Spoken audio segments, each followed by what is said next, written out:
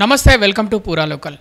చెరువులు, కుంటలు, నాలాలు, ప్రభుత్వ భూములు, అలాగే జిహెచ్ఎంసి పార్కులు కబ్జా కొరల నుంచి కాపాడుకునేందుకు గవర్నమెంట్ ఏదైతే హైడ్రాన్ తీసుకొచ్చిందో దీనిపై మనతో మాట్లాడేందుకు అడ్వకేట్ కామర్స్ బాలసుబ్రహ్మణ్యం గారు ఉన్నారు. సార్ నమస్తే.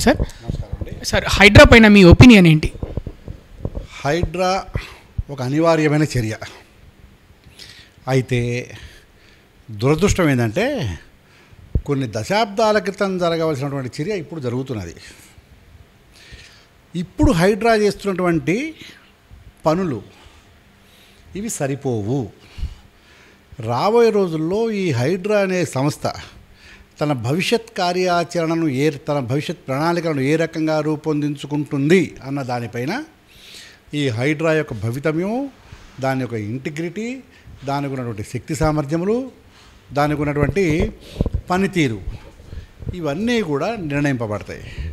కాబట్టి ఇప్పటికిప్పుడు ఈ హైడ్రా గురించి ఇప్పుడు ఏదో పేపర్లలో, న్యూస్ పేపర్లలో, టీవీల్లో, సామాజిక మాధ్యమాల్లో వస్తున్నటువంటి ప్రచారాన్ని చూసి ఆహా చాలా అద్భుతం, ఓహో అద్భుతం అనుకోవడానికి లేదు.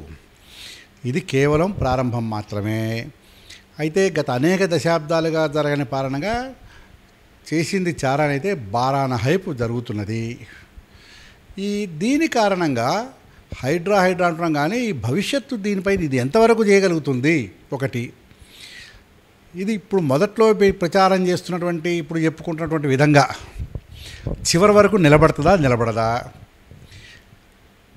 ఈ అసెట్ రీకన్స్ట్రక్షన్ కానీ, డిసాస్టర్ మేనేజ్మెంట్లో కానీ, ఈ రెండు ప్రక్రియల్లో కూడా ఇది ఎంతవరకు సానుకూలమైనటువంటి ప్రజలకు మేలు చేసే ఫలితాలు ఇవ్వగలుగుతుంది? రాజకీయ ఒత్తిడికి లొంగకుండా పనిచేస్తుందా, చేయదా? ఒకవేళ రాజకీయ ఒత్తిడికి లొంగిపోతే దీని భవిష్యత్ ఏంటి? ఇవన్నీ కూడా మనము వేచి చూడవలసిందే. అప్పటి వరకు దీనిపైన కూలంకషంగా మాట్లాడుకోవడానికి లేకపోయినప్పటికీ ఇప్పుడున్న పరిస్థితుల్లో ఈ హైడ్రా అనేది ఇట్స్ ఏ వెల్కమ్ స్టెప్. ఇది మంచి చర్య. సార్ ఇప్పటివరకు అయితే చూసుకుంటే డిమాలిష్ చేసినవి ఏవైతే కబ్జా ల్యాండ్లలో కబ్జా బిల్డింగ్లు ఉన్నాయో ఆ ల్యాండ్లు ఏవైతే స్వాధీనం చేసుకున్నారో ఇప్పటివరకు అయితే కార్పొరేటర్ స్థాయి వరకు అయితే వెళ్ళింది హైడ్రా.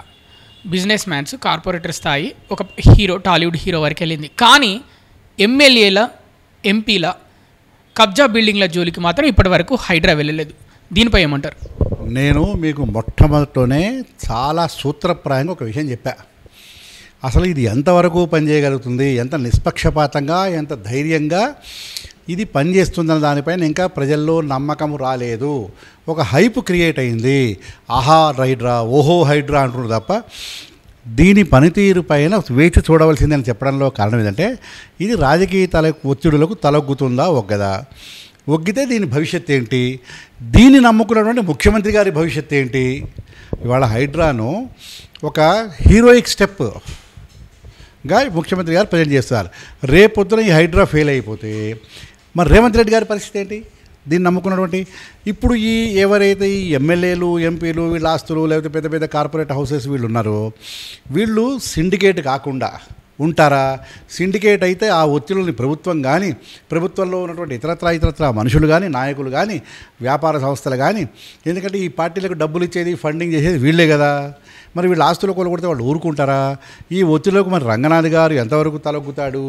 ఎందుకని ఇందాక మీకు సూత్రప్రాయంగా చెప్పా, ఇది ఎమ్మెల్యేల జోలికి వెళ్ళలేదు. అందుకనే నేను ఒక మాట అన్నా, ప్రజల్లో హైడ్రా సమర్థవంతంగా పనిచేస్తుంది, నిష్పక్షపాతంగా పనిచేస్తున్న నమ్మకాన్ని ఇప్పటి వరకు హైడ్రా కల్పించలేకపోయింది. ఇది స్పష్టము.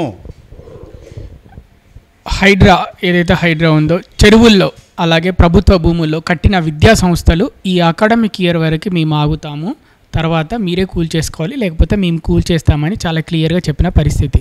విద్యా సంస్థలు కూల్ చేయడంపై మీ అభిప్రాయం ఏంటి? ఇది ఒక పుచ్చు ఆర్గ్యుమెంటు, పసలేని వాదన. నీ మెయిన్ టాస్క్ ఏంటి? Your main task is to save the lakes, protect the lakes, protect the government lands, recover the government lands from parks, nalas, everything. నీకు కొట్టే దమ్ము లేక ధైర్యం, నేను బాలసుబ్రహ్మణ్యం నా వ్యక్తిగత అభిప్రాయం ఏంటంటే నీకు ఈ ఆస్తులను ఈ బిల్డింగ్లను టచ్ చేసే ధైర్యం లేకనా, లేకపోతే ఇతరత్రా కారణాలు ఉన్నాయో తెలియదు, కానీ నీవు వీటిని టచ్ చేయకుండా ఉండేందుకు కుంటి సాకులు వెతుక్కుంటున్నది హైడ్రా దీనిలో. ఎందుకంటే ఒకడేమంటాడు, ఒక ఎమ్మెల్యే, నా గుండెల్లోంచి బుల్లెట్ పోతేనే తప్ప బిల్డింగ్ కూలగొట్టడానికి లేదంటే నువ్వు ఎవడివిరా నాయన? అసలు చెరువులో కట్టింది నువ్వు, నీ కట్టడం కూల్చడానికి నీ గుండెలో బుల్లెట్ దింపడానికి అసలు సంబంధం ఉందా? రెండోది, నువ్వు టచ్ చేసి చూడంటే ఇంకోడు. మరి ఇప్పటివరకు వాళ్ళకి టచ్ కాలే కదా. ఇవి అయ్యే వరకు కూడా ఈ హైడ్రోకు సరైనటువంటి ప్రతిష్ట కలగదు. అప్పటి వరకు ఇది భయపడుతున్నట్టు లెక్క.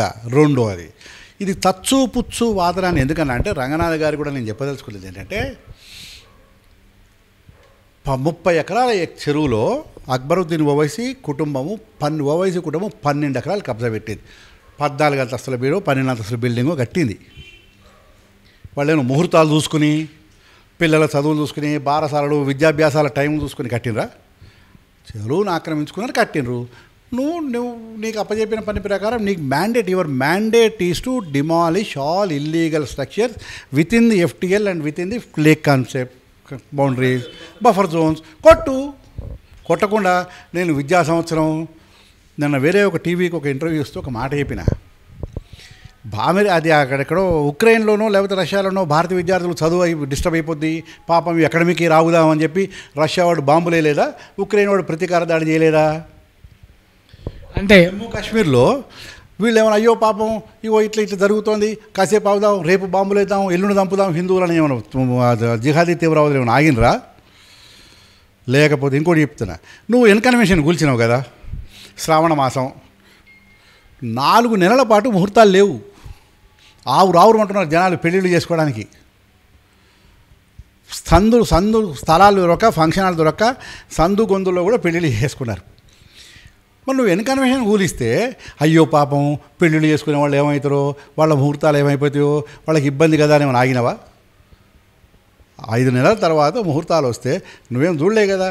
ఎవరికి ఇవ్వని కన్సెషను, ఎవరికి చెప్పినటువంటి సాకులు నువ్వు ఇవాళ అక్బరుద్దీన్ ఓవైసీ బిల్డింగ్ దగ్గరకు వచ్చేటప్పటికి నువ్వు పెప్పె మెమ్మె అని ఎందుకు అంటున్నావు? విద్యా సంవత్సరం ఏంది? Is it your headache? Is it your problem? No Ranganath గారు, ఇది మీకు సంబంధించిన వ్యవహారం కాదు. పిల్లల విద్యా సంవత్సరం జరిగిపోతే అక్బరుద్దీన్ ఓవైసీ దగ్గర నిలబడి పక్క కాలేజీలతో మాట్లాడుకుంటాడా? రోడ్ల మీద చెట్ల కింద పాఠాలు చెబుతాడా? ఇంకోటి చేస్తాడా? నీకు అనవసరం. లేకపోతే ఓవైసీ హాస్పిటల్ పెట్టుకోమను, వారి ఇంట్లో దారుల్ సలాంలో వారి ఇంట్లో పెట్టుకోమను. నీకెందుకండి పిల్లలు? కాబట్టి ఇది కుంటి సాకు. This is an avoiding technique. తప్పించుకునే మార్గాలు ఎత్తుకోవడంలో భాగంగా ఈ రకమైనటువంటి ఒక సాకు చెప్తున్నావు.